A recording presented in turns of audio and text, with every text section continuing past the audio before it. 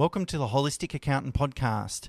The aim of this podcast is to demonstrate how valuable tax and business advice is when we take a holistic approach. That is, all tax and business advice that your accountant gives you must be aimed at helping you achieve your business and lifestyle goals. It's not just about saving tax. And in this episode, Mena and I would like to talk about how to scale your business effectively. Welcome, Mena.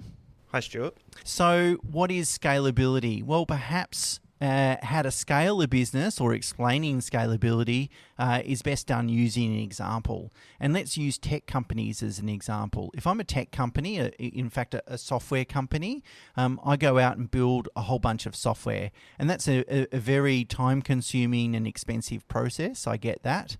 But when I sell that software to, whether I sell it to one person or 100 people or 100 million people, apart from the support side of the business, there is no incremental cost.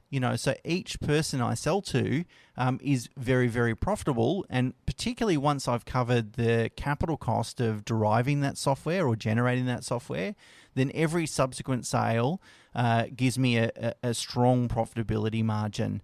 And so if I'm a good software company and I can develop some software for a few $1,000,000 and sell it to 100 million people for $100 each, I'm miles in front, and that's a very scalable business. Another really good example, in fact, continuing with the tech company example, if we take the three big tech companies, Apple, Facebook, Google, and let's throw in Amazon there. I know you could call them a retail business, but really it's a technological platform. And if we have a look at how their sales have changed over the last 15 years, it really demonstrates the power of scalability. So 15 years ago, the combined sales of those four US companies was about $42 billion. 10 years ago, it was $218 billion. So 5 years ago, it was $472 billion. And this year, their total sales will exceed around $1.2 trillion. So as we can see, they've more than doubled every 5 years over the last 15 years. That is massive scale, because I can guarantee that their costs haven't risen by as much. So why is this important? Why is scalability important to think about as business owners? Well, really that's where we're going to achieve the best results. If we can figure out a way to scale our business, then that has massive impact on profitability. And whilst we're not all in business necessarily solely with the aim of maximizing profitability, of course, it's a necessary consequence to establish a sustainable business. Let me jump in here, Stuart, and give a few examples of how you can scale a business for both product and or retail businesses, and also service-based businesses. When you have a well-known brand, you have a high demand whilst benefiting from a low customer acquisition cost. For a product type-based business, scale is achieved when there's a huge brand awareness and it has wide appeal, so it has a diverse product offering. Everyone knows who Amazon is, how to find them, and what they sell. As such, the cost to acquire a customer is low, almost free, and it generates massive demand.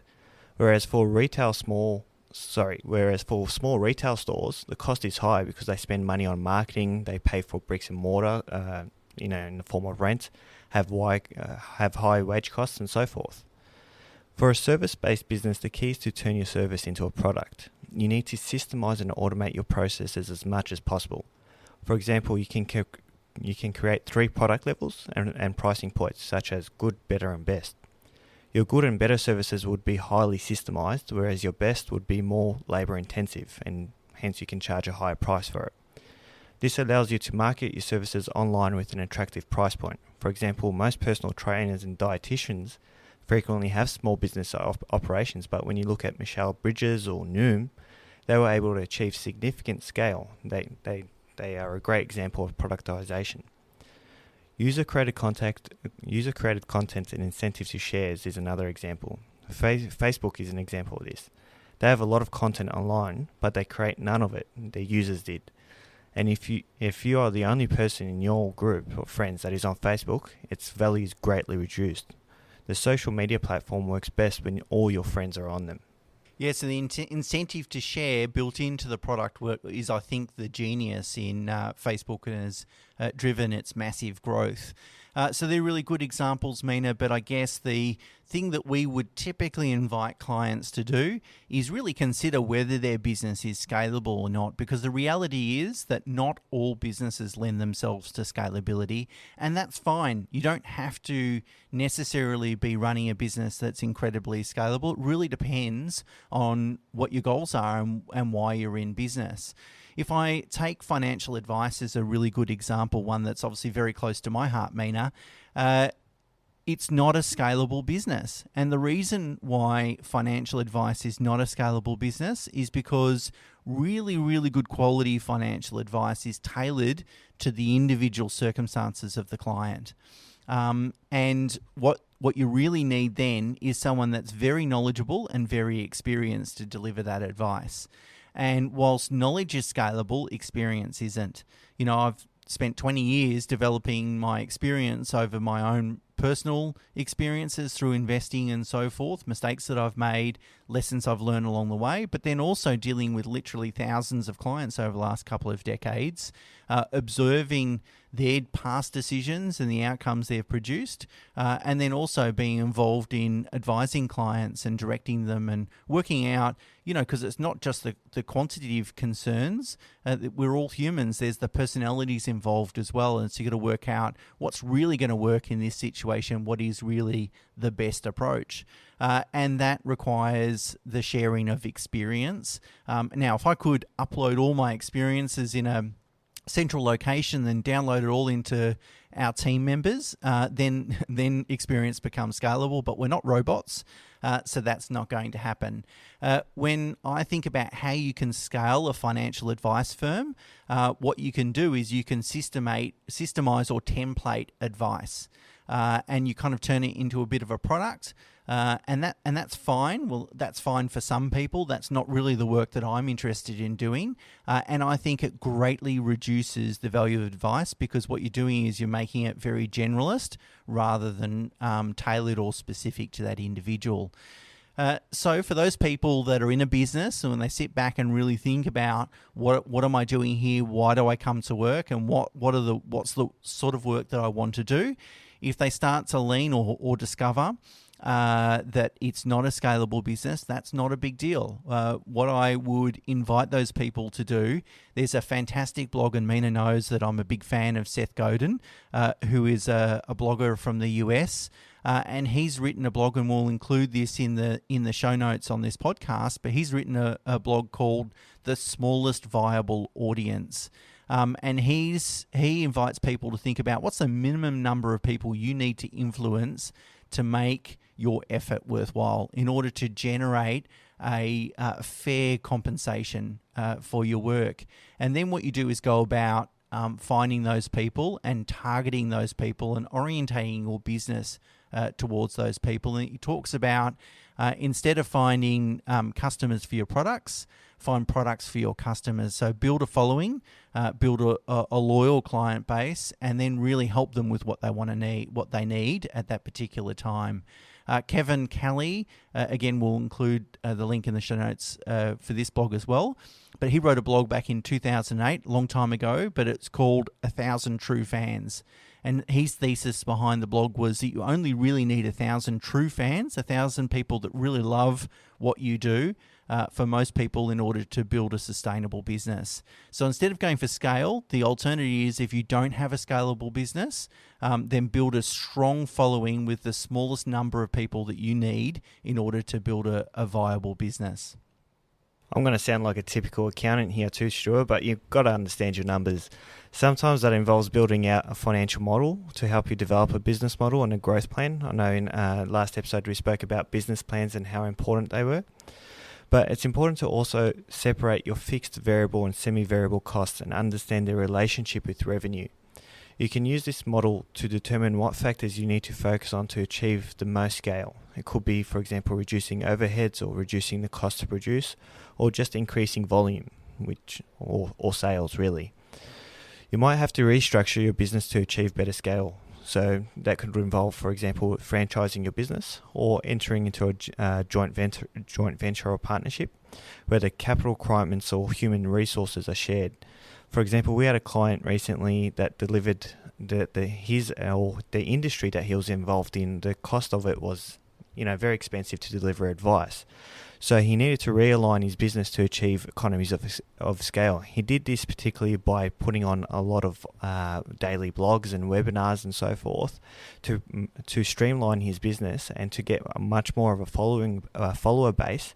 And he almost turned it into a media business with the amount of leads that he used to generate. Finally, you can restructure your service provider or employee remuneration. Sometimes to create more fixed costs, you need to cap the expenses at a certain level.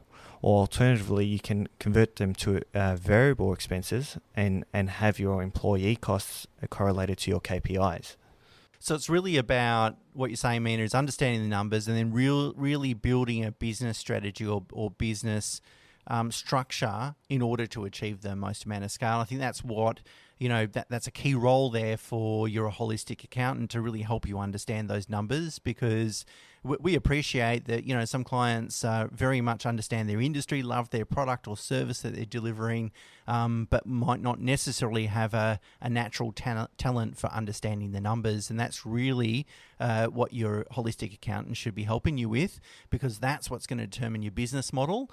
And as I said, whether it's a highly scalable model, which would be create some great financial opportunities, or if it's not so scalable like financial advice, that's fine too, but it's then about finding what's going to work, so at the end of the day that you're fairly rewarded and you have a sustainable business.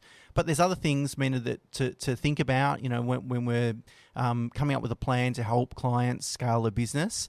The first one is business structure. To really, if we're going to scale a business, grow it, are there different business structures we need to consider? So if it requires a lot of capital expenditure, such as plant and equipment, maybe we want to put that in a separate entity. If we need to take on business partners to expand, to inject more capital, then we want a unitized ownership structure that maybe helps us minimize capital gains tax down the track. If we've got a business that is going to license out intellectual property, so that would be every franchise business probably, but also a lot of other businesses, then maybe we have an intellectual property holding company to sort of protect that asset from insolvency, to make it a little bit easier to sell the business down the track, or more attractive to sell the business down the track, and then flexibility around licensing fees. But it's important for your holistic accountant to really understand what your business model looks like, and then they can make sure that whatever is going to transpire in the future, if you hit your goals, that your structures are going to accommodate that. And it's important to consider growth financing when structuring a business. So you need to ask yourself whether scaling your business will require funding. If it does, your structure needs to accommodate that. So in episode 4 of the podcast series, we spoke about financing growth, and we discussed the ways of self-funding business growth. If you do need external funding, this can be raised via debt or equity, or a combination. This might have an impact on your structure. So to minimize risk, if using debt funding, we would recommend segregating assets in your business structure, like Stuart mentioned, or to accommodate raising of equity in a flexible and cost-effective manner. So let's wrap this up, Mena. There's really 2 points that we want to leave people with. The first one is it's important to consider scale.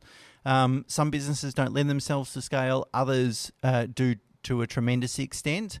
And if you can find a way to scale your business, it really is the easiest way to maximize profit. The second point we'd like to leave you with is your holistic accountant should play a really important role here, helping you understand the cost structure of the business and the revenue structure of the business, and helping you come up with a business model that's going to help you achieve scale as soon as possible and allow you to focus on what are the key financial elements that you need to optimize, as well as then making sure the back end works. So making sure we've got the right business structures to minimize risk and give us flexibility down the track. So in our next episode, Mena, in fact, our last episode of this series, which is a very sad thing to consider, we're going to talk about how to get your business ready for exit. So that is, get it ready for sale, which is something that's important to think about even if you have no plans on selling it.